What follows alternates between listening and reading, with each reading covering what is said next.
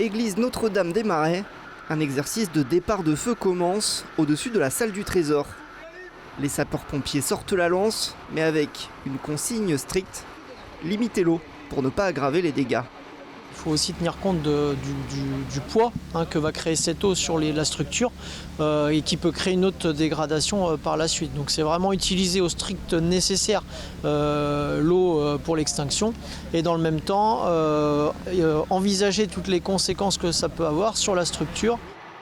Une fois les flammes maîtrisées, une autre mission commence. Le plan de sauvegarde du patrimoine se met en place et l'USAR entre en scène.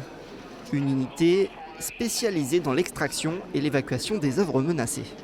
Il s'agit d'identifier les œuvres qui présentent le plus grand intérêt. Elles sont classées par ordre de priorité. Et une fois qu'elles sont identifiées, ces œuvres, il s'agit ou de les protéger sur place lorsqu'elles ne peuvent pas être évacuées, ou bien alors, si c'est possible, de les évacuer.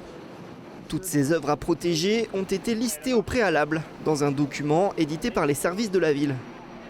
La chorégraphie est millimétrée pour réduire au maximum les pertes.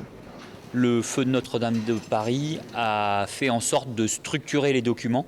Donc pour le département de la Sarthe, on a travaillé sur la cathédrale Saint-Julien, sur l'abbaye royale de l'Épau. Et on est désormais ici à l'église Notre-Dame des Marais. Il y a d'autres plans de sauvegarde sur des bâtiments emblématiques du patrimoine sartois qui vont faire l'objet dans les prochains mois de plans de sauvegarde. Si l'incendie était imaginaire, la protection, elle, est bien réelle. 55 pompiers et une trentaine de véhicules ont été engagés sur l'exercice.